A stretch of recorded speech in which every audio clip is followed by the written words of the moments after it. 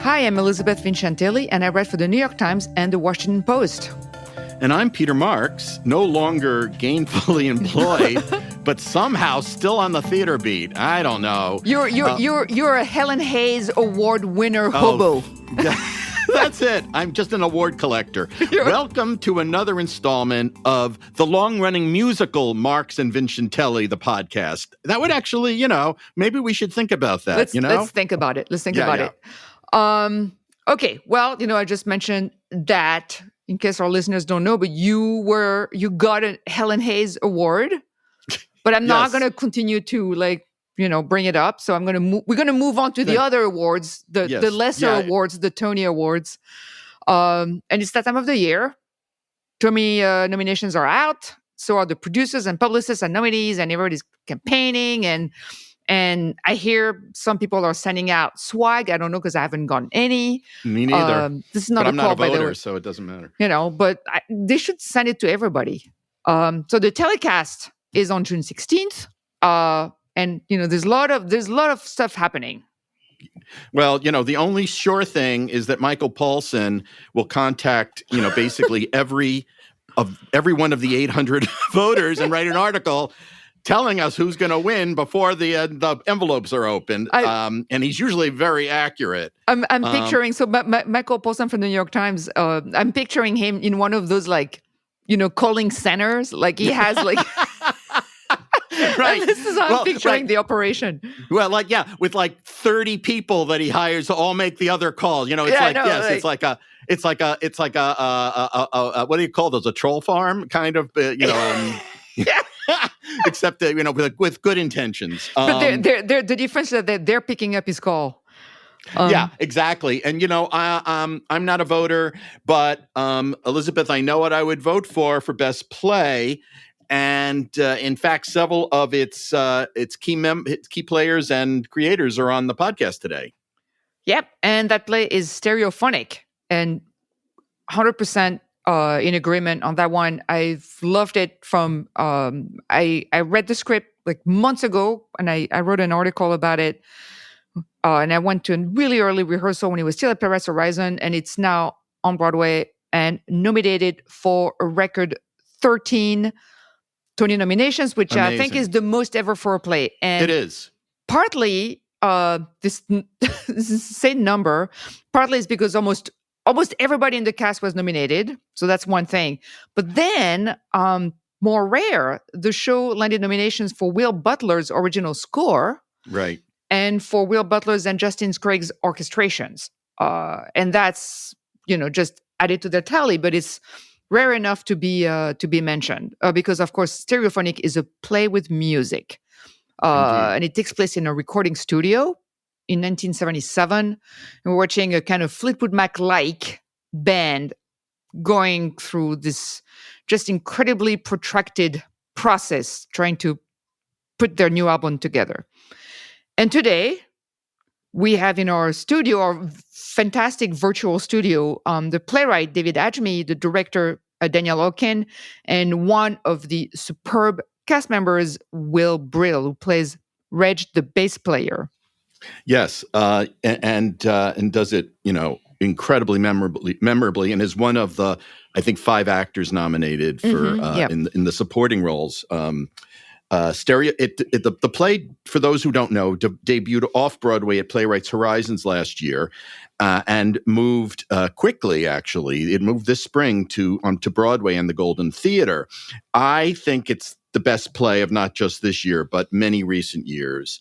And what it does essentially is it reveals the clash of personalities, the brutality in the recording sessions, the emotional entanglements that all blend to this tumultuous mission of recording a hit rock album.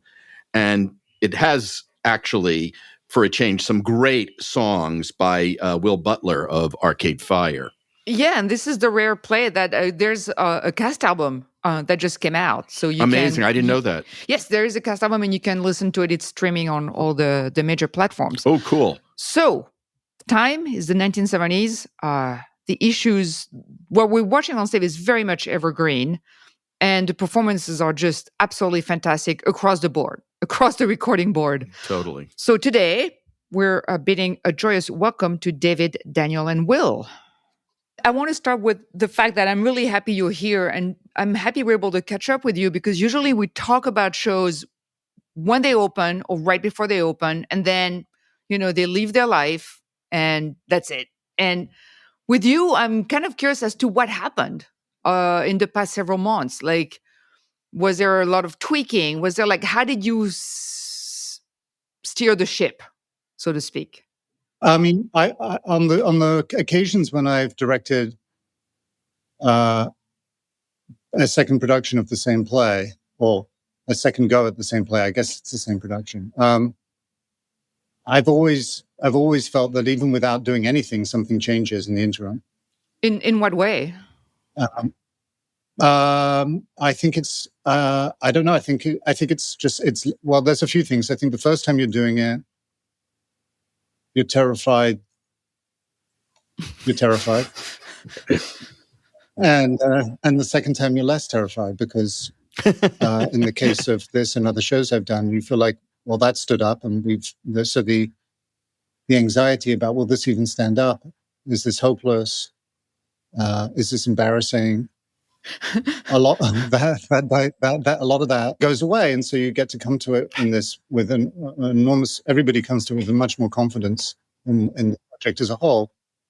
And then I think that's one thing. And then, I can't prove this, but my experience is that even without anybody doing any work in the interim, something gets, the unconscious works on what's happened, and you will come to it differently. I mean, every night is different, but even within the same show. But when you have a gap and you come back to it after a real gap, something's changed, and it's palpable and you can feel it. And in every case where I've had that experience, it's been a positive one. Yeah, but Daniel, we did have a lot of story discussions. Yes. In between both productions. So the magnitude, just the sheer scope of what the production required and how much work it took just to get it to start moving and get it on its feet. It took so much out of us all. And then, at some point you just stop and you go, okay, this is as far as we could go. And this is as nuanced as we can make it for now. And it's great, and we'll stop. But, once we knew we had the opportunity to redo it, Daniel and I sat down and I just said, here are the story points that I want to get more specific. And we went through it scene by scene, and just started to talk about okay, I think this is the story. Can we get this more specific? How can we, let's isolate the most important story beats. Because for me, I feel like that's where I can exercise my psychotic perfectionism as a writer and go, okay, I'm not going to sit here and drive you crazy with every little thing, but I know I have to guard the story points. And Daniel is really receptive to that. And that actually became very fun to work on in the rehearsals in the second time around. Will, do you come back to the production after a respite with your own ideas for story, or how your story is being told? And how much does an actor have license to voice those feelings? I mean, this group of people has been, it depends on every process. This group of people is incredibly receptive, maybe the most receptive group of people that I've worked with. I mean, Daniel is, early on, David said to me, I was talking to Gigi, our dialect coach, about how Reg speaks, and David said to me, that's how he sounds. This is how he sounds. You're doing it already, which was really great. And then Daniel is so interested in allowing an actor to go to the very edges of what makes himself who he is as an actor, and allowing us that kind of breadth of work allows you to have this group of incredibly specific weirdos populating the play. So I do feel like I have a ton of license. And I've had the experience, fortunately, a couple of times of leaving a play for a number of months and then coming back to it. And always you percolate and your life changes in some way, and you bring those changes of self into your character. And another thing that is super fun, they say there's that adage, like, art is never finished, it's only abandoned, which I think is what David was getting at with like the constant refining. And then you get to a place where you just have to say, okay, I did as much as I could. But the great thing for actors, especially in long runs, and the vast majority of this cast is doing the longest run of their life currently, is you start to know the things so well that you can make what feels like an epic change in your mind. And it comes off very minutely and maybe like lands with the audience in this way that is completely ineffable, but is different. And I see it is like breathtaking to see my fellow actors doing that kind of work. It is, I hear it over the monitor and I just think like, oh, it's richer and it's like more beautiful. And suddenly they are communicating like 100 different permutations of one moment in one performance of it. And it's just so fun to do. Does it happen because so the thing is like you're playing a band and so there's, interpersonal and musical dynamics that happen and that change because you're reacting to how the others are playing. Has that changed in terms, because also I would assume that you've gotten better at the instruments after doing That's it. right. So has that changed That's right. the way you're playing the parts? Like maybe it's like you don't have to think about playing the instruments so much anymore. Maybe that's true. There is still, we I don't know how much the other actors have to think. I think Tom really still has to think about some of the guitar stuff because he is doing. His guitar teacher told him he would never be able to play this stuff. And he is going out there and he is killing it for 800 people a night. So like, right. and it is very hard, very diligent work that he's put into that. And, that's fascinating. The bass is not as complicated an instrument, but I'm still finding things as we go. And you're really right that it is so fun. And I don't know if, David, you knew that you were doing, and you must have when you were writing this, but like to play a song with the intention of, poking at someone else is something that I never knew I would be able to do. There's a moment where I'm really drunk and Peter says, oh, I want to change up your bass line. I think it's something as simple as this. And he plays this really simple bass line. And I'm hurt and I'm insulted and I'm sad. And so something that I've only started doing, I used to just like play the bass line back at him and say like, yeah, it's easy, I can do it. And something that I can do now because I'm a little bit better at the bass is I play exactly what he played back to him. And then I spice it up just a little bit to say, your version is stupid and I'm going to do this one. And then actually at the end of the play, when Peter puts on his tape of what he thinks it should be, it's both of the bass lines that we played back and forth to each other, which I think is just like, it's such a magic little moment. I have a question. So interesting. So I kept thinking of the Monkees when I was watching this because of the casting idea of creating a band for another medium. And I wondered, for all of you, maybe Daniel, how do you know you're going to be able to create this musical collaboration that audiences are going to have to believe produced a #1 album? They have to be so versatile musically and in terms of their acting skills. I don't know how those two things jibe. There are so many levels on which you have to be integrating these performances. How did you all know that this gang could create that impression and make it so frickin' believable? Thank you. You're welcome.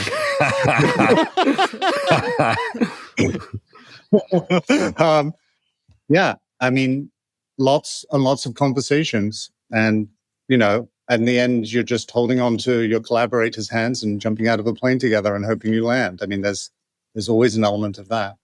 Wait, I want to go back to what Will just said about the bass line, because like that feels like this little like, did you consult with David and Daniel about that, or like what did that emerge? To be honest, no, I didn't. I just really throwing me under the bus here, Elizabeth. No, that was something I did on my. I thought like, oh, this would be really funny to do, and I hadn't even actually put together. So the version of the song that is on this is also like such a fun little detail, but the version of that song, Domino, that is on the album actually has both bass lines, has the like very simple one that Peter writes, and it also has my really goofy one that you hear at the end of the play. And then it also has the intermediary one that I come up with on the spot.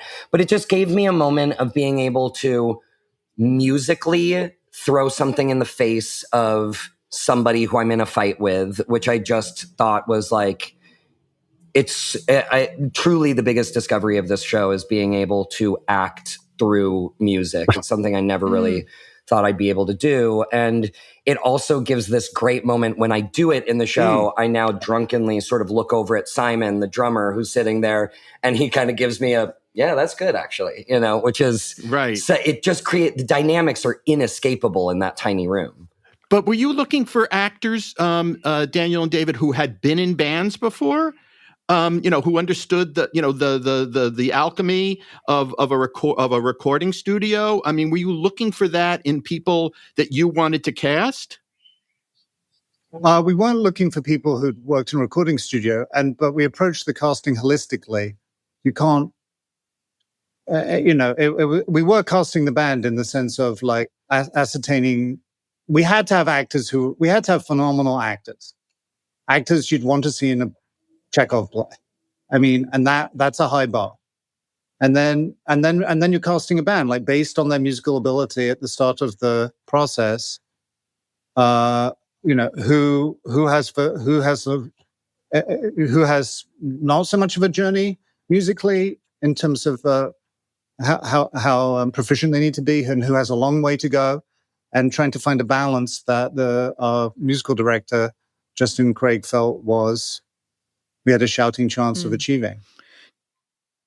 I also want to say, Daniel, that till this moment, I did not know you were English. I have spent 20 years writing about you, not knowing that you're from London. Well, if you want to revise any of those reviews. Yeah, exactly. No, I now somehow... running 20 corrections. I don't know. I sort of have more respect for you now. It's really sick.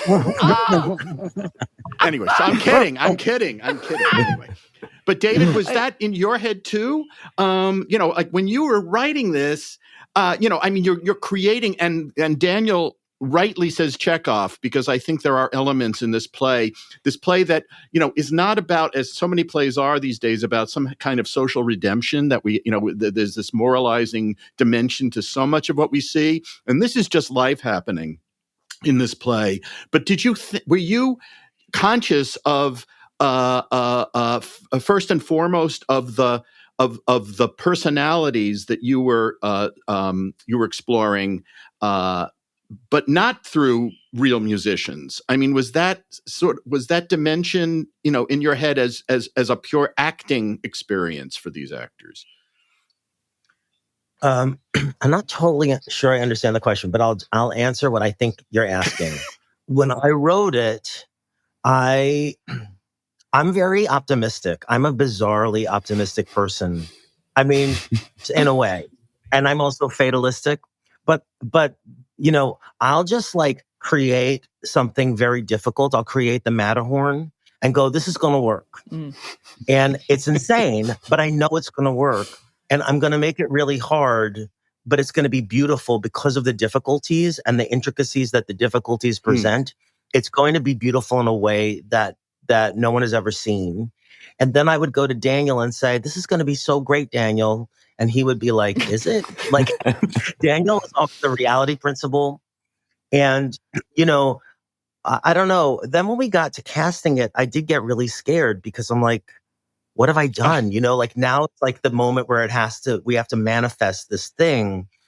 And, I remember talking to Justin Craig, our music supervisor, and he did the orchestrations, and he was really like in charge of, we were all collaborating in the casting process of like, how can we make this band and what are we going to compromise on and what leaps of faith are we going to take? And Justin had never done anything like this before. He usually, deals with people who are musicians in a band and then he helps them. So he was kind of like, oh my God. And he was just have like migraines and ulcers all the time. I mean, his body went through so much in that process when we did it at Playwrights because it required so much faith. But we really defaulted to actors first. And we just said, that is the most important thing. This is a play. They need to act this. This is really difficult text. And then we just took this leap of faith together and it worked out. But it wasn't a fait accompli that it would work out. And I'm just a crazy person. I don't know why I do these things, but it worked out. I don't know. Can I just add to that? I mean, something that is so amazing to me about Justin Craig, who really did like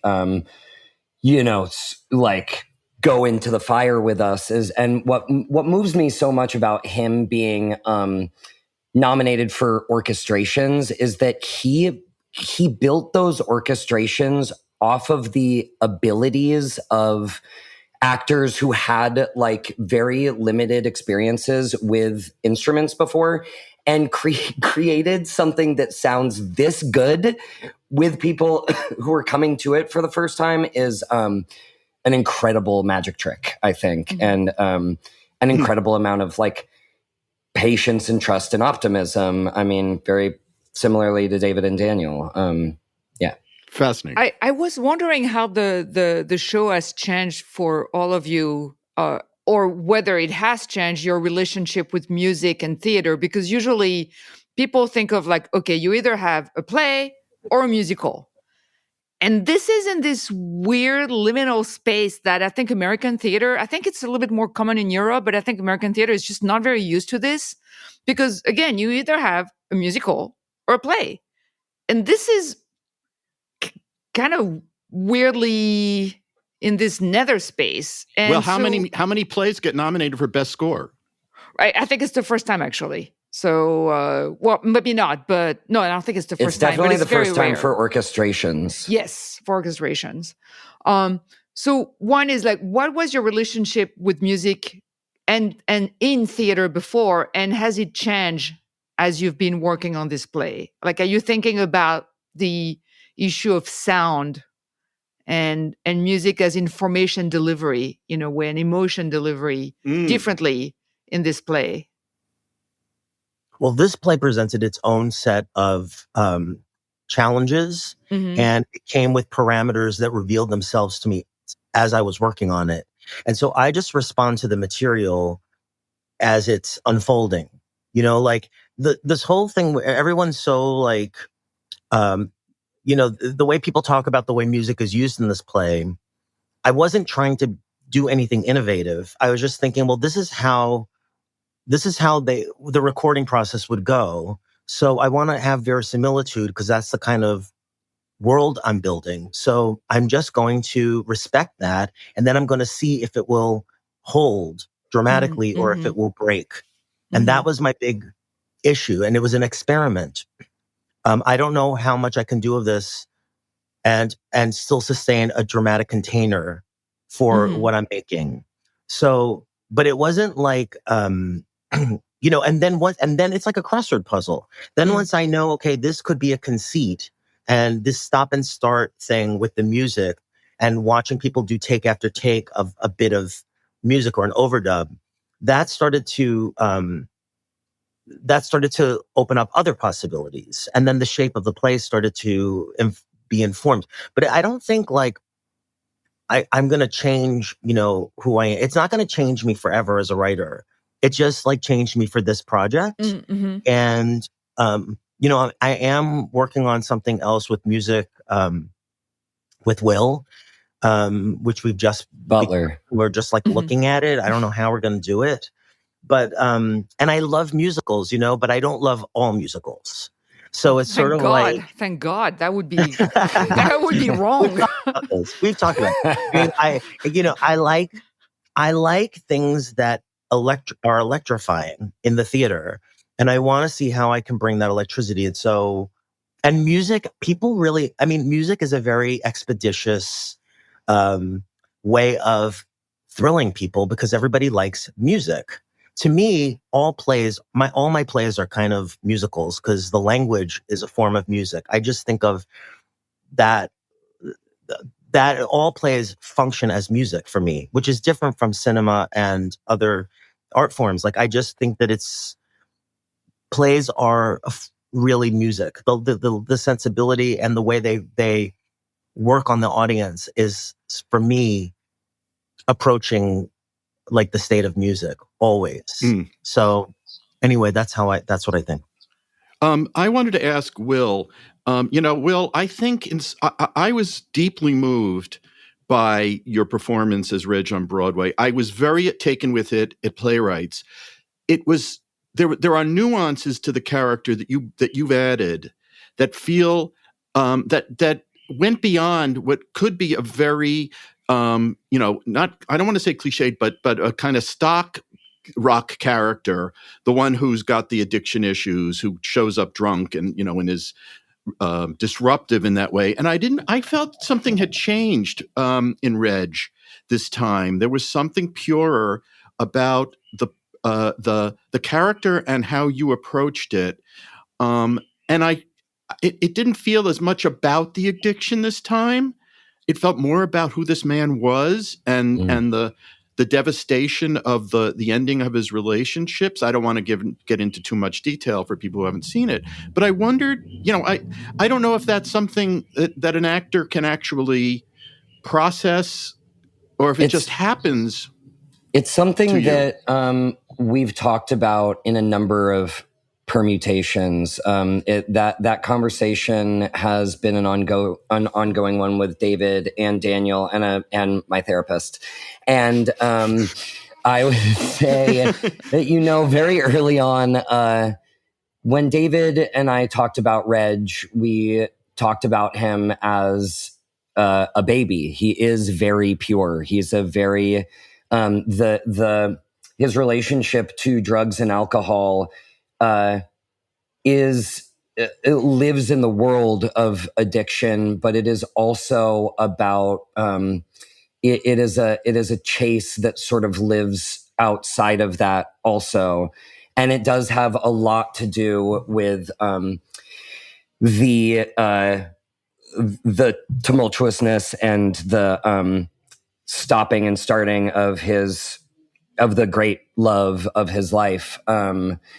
And that all is very familiar to me. I think something that's like really changed is, Daniel, I can't remember exactly how the conversation happened, but at some point, Reg's first entrance when he's very drunk went through a number of different versions in the rehearsal room. And at Playwrights, I think I realized that I could get a laugh with it. And that is something, and listen, I love laughter and I love applause, and that's why I'm in this business. But I think, Daniel, you said something to me about that moment being heartbreaking, of seeing somebody who is trying to pretend he's not drunk, trying to function with his friends. And that hit me really, really hard. And it is something that I've been thinking about ever since the Broadway production has been happening. And it shapes the entire evening for me,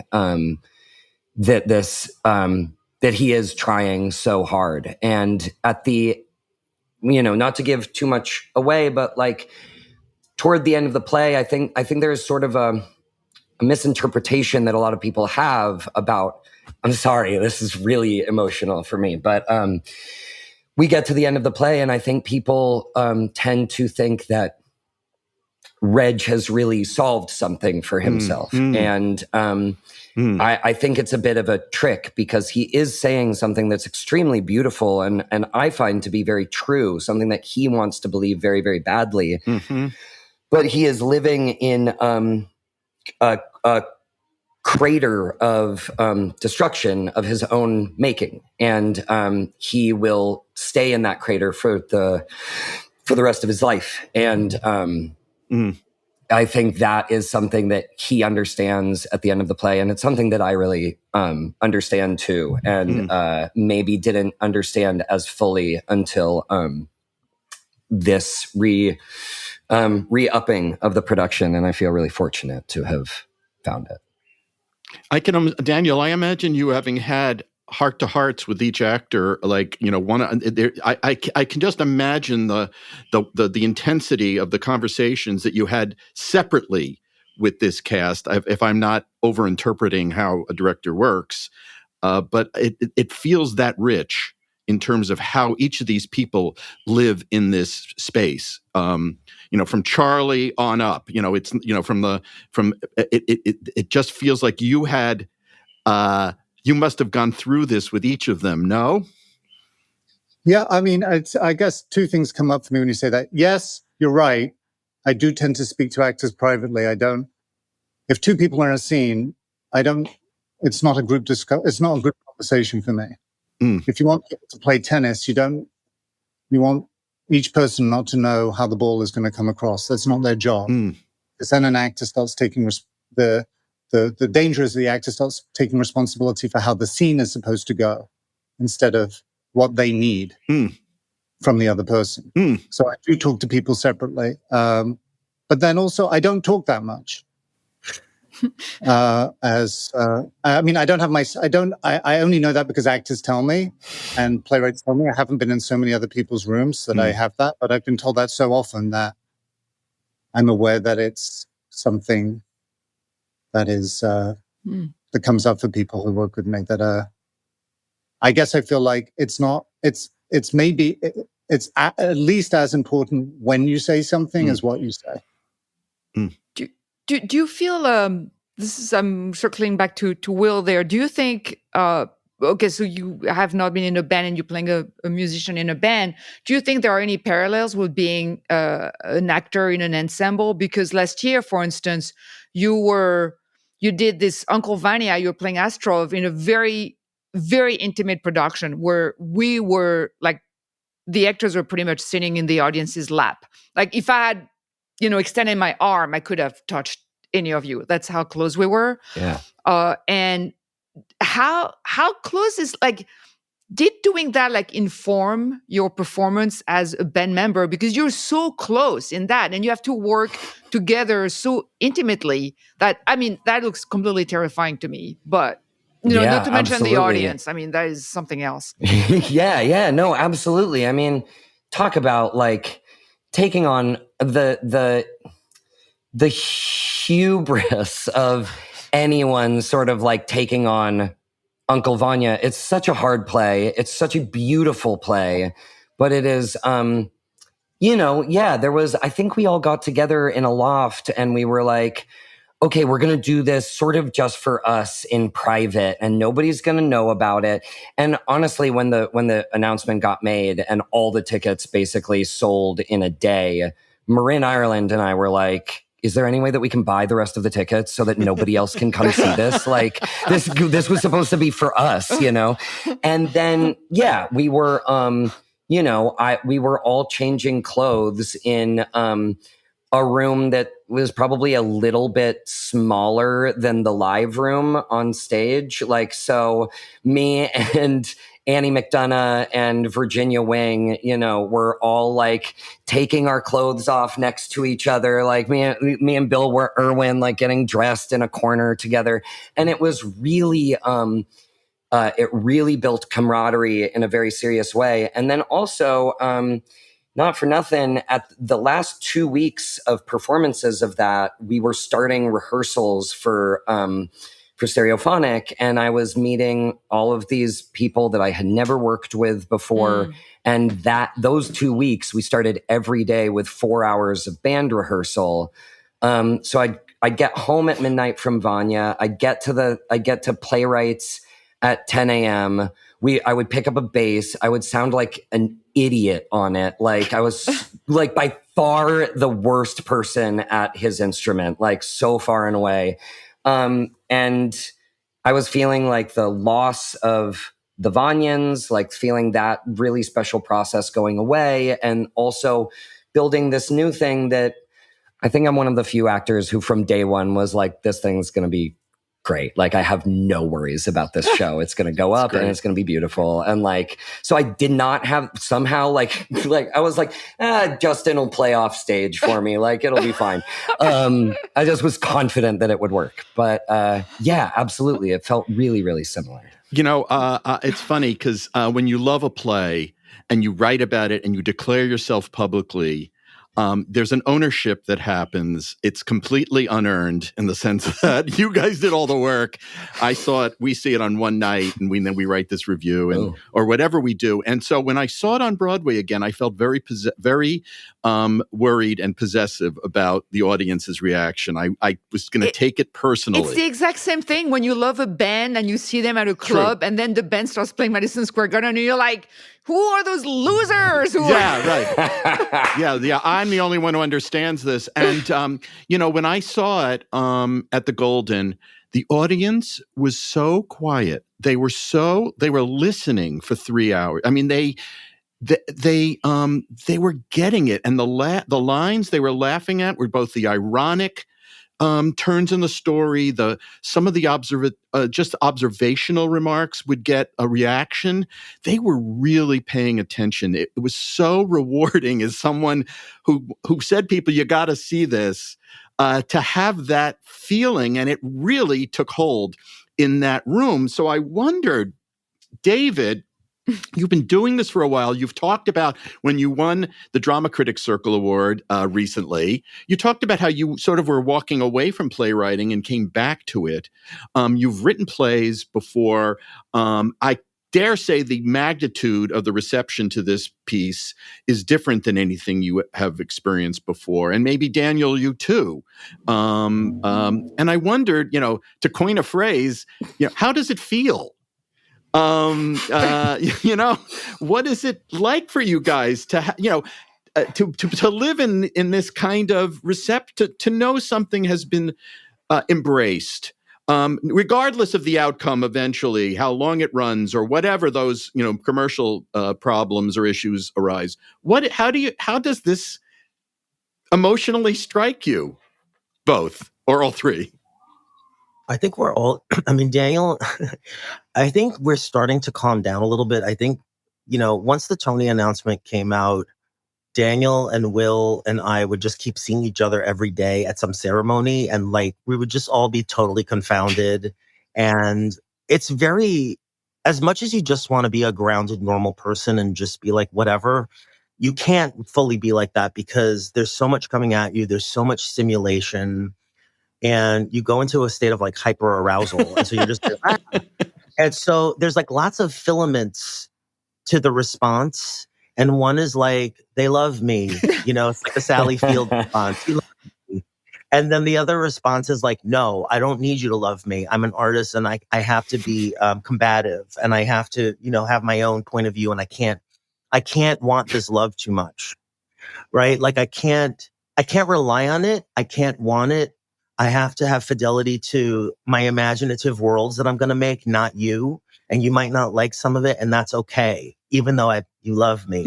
You know, it's sort of like, and then also it's like trying to stay grounded, but also feeling so truly lucky and grateful. And the thing about right at this moment, like there's all this, I mean, you go on this like kind of treadmill of ceremonies right now, and we all see each other at these ceremonies, and I have all these outfits I had to buy, and I have to make these speeches, and then I have to get an outfit, and then I take a picture. It's like not really normal. But then you're around these wonderful artists, these great theater artists, like truly great. and we all start to see each other. And I suddenly realized, like, wow, this is a great life. Like, these are some great people, and we don't have like capitalist ambitions. We're doing this because of pure passion.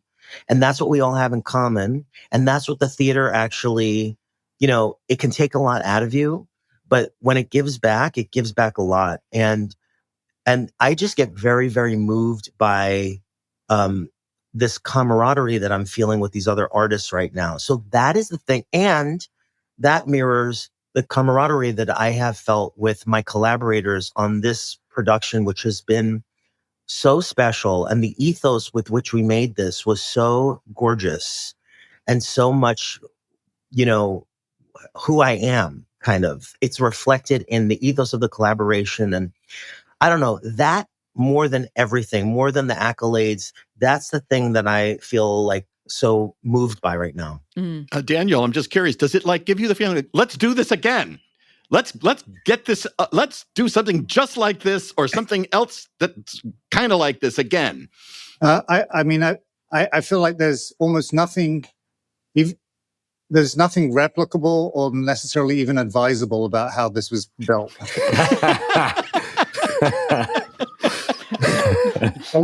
No lessons to learn.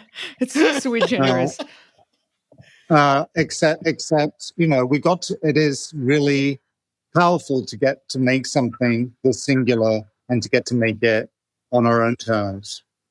That is, and for it to be so popular with all of those things feels incredible. Can I just really quickly want to say that Daniel and David weren't, and maybe I'm blowing up everybody's spot right now a little bit, but last night, apropos of nothing, the show is like wonderful and moving, but there's also, this stuff is hard. There's a lot of stress. Apropos of nothing, at 12:30 a.m. last night, Chris Stack texted the other actors, "Doing this play with you, incredible people, is one of the great joys of my entire life."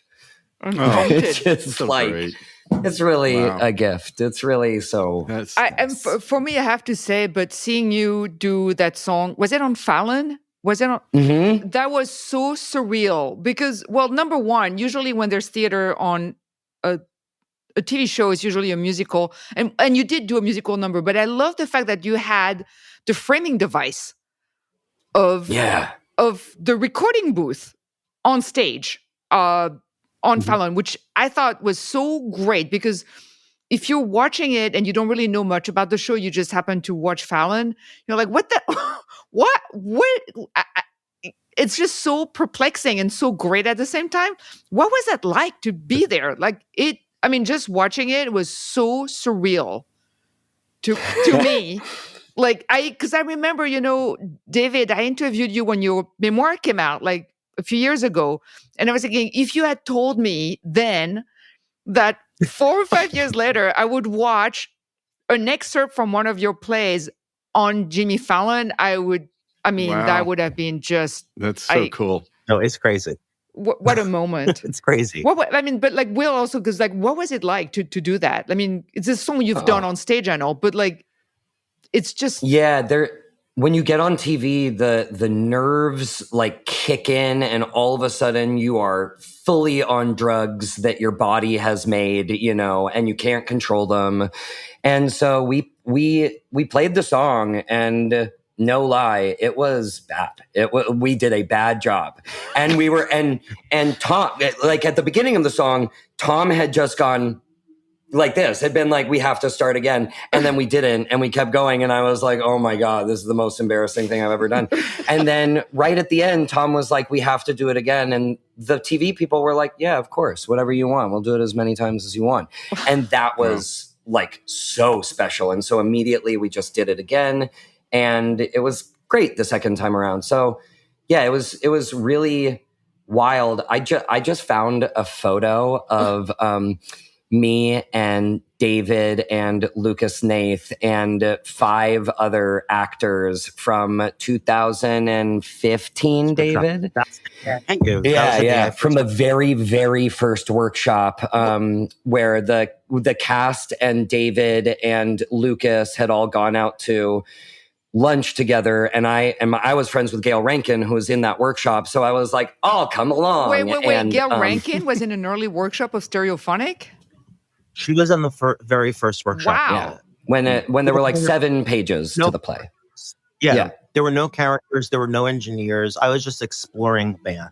So And, I found a photo from that. And then, you talking about Lot 6, I was like, I remember like I met David that day. He said, "I think you're going to be in this play." And I was like, "You're a crazy psychic." And then we did a workshop of it, and I, had to go away forever. And then in 2017, David, 18, we ran into each other in LA. You were writing Lot 6. And I remember you were so jittery on caffeine. I was like, Stereophonic's never going to happen. I just have to say goodbye to that dream. This guy is going to be writing this book for the rest of his life. That's hilarious. It was wild. And so now we should let you guys go, but I just want to know, are you going to play a song on the Tonys? I mean, it seems like, for the first time a play will actually, translate in an interesting way. They never know what to do with plays, but this one is like a gift. I assume. No, this is like, and still no name for the band. In other words, it's still, you're gonna, so that's really. We have a secret really name. cool. We have a name amongst us. And did you guys know this, Daniel and David? Did you know that the understudies have a different band name? Oh, that's so cute. I love it. Wait, there's a secret. All right, I can't. I know I'm not going to get. Yeah, I can't. But yeah, there is. That's we know hilarious. what we're called. Someday in your memoir. For sure. Lot 7. That's great. Well, listen, gentlemen, this is thrilling for us. We love this play, so there's nothing better than listening to you guys talk about how this came together. The process is endlessly fascinating to Elizabeth and to me. So, oh my God, I could talk about like how the sausage is made for hours. Yeah. So thank really you for being with us today, and we wish you we wish you the best with this. Thank you for having us. Thank you. It's Thank very you, Peter. pleasurable. Thank you, Elizabeth.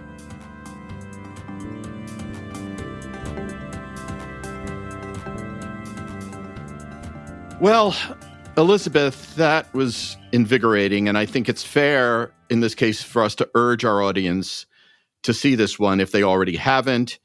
You can book now through this limited engagement that ends on August 18th. Yeah, and it's at the Golden Theater on West 45th Street in New York City. We're kind of like holding up our phones with a flashlight on for this one. Like we're really like waving, or we're doing the arm wave, and we're very much sending all the good vibes.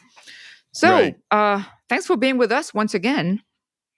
Yeah, this is hopeful for me, Elizabeth. This gives me a lot of hope, this play. It does too. It really, when I saw it, I was in heaven. It really, it's just like, especially for like a music head like me who's really into both music and your questions were great on the music side. And process. I love process. Me too. And actually, it's been a really good season for shows that had good, well, actually, and sometimes not so good off-Broadway run, and then made very good transfers to Broadway, I think. Stereophonic is just, I would mention Hell's Kitchen and Suffs among those shows. That's also an interesting point. With varying That's a very interesting point. Amounts of changes. I don't think Stereophonic had much radical transformation. No, not from what I can gather from you. Either did as Suffs and Hell's Kitchen did. No. But it's it's really interesting to see like what it's a living art form. It doesn't. Mm-hmm. I mean, well, it's live, of course, but also like things change, and I love that people are like, okay, we have. That I think is the superiority of film over film. Right. Like you can go back and say, okay, well, completely. We have 3, 5, 6 months, and we're gonna make this better. Right. And in those cases, they did. So, all right, let's bring this home. Yep. Till next time, we're done. Till next time, I'm Peter Marks, and I'm Elizabeth Vincentelli, and you can subscribe to Marks and Vincentelli at marksvincentelli.substack.com. You can look for our name. Very easy to find. Except don't follow the Peter Marks who's a doctor, like not that guy. Follow the other Peter Marks. And indeed. really, like, there's absolutely no other place where you can find. This is the best theater podcast. I'm saying this myself, but I think I can. I think it may be the best podcast. I think it could be. I think it could be the best podcast ever. I've yet to hear. I'm waiting for someone to tell me that, but I do think that it's true. Yeah. Anyway, our thanks as always to our producer, the remarkable Erica Huang. Elizabeth is on both Threads and X. I'm on Threads. Our handles are our real names, except on Threads, Elizabeth is Double Diamond EV. But you can look for my name and it'll come up. Yeah, it'll come up too. And our promise is to be with you again soon.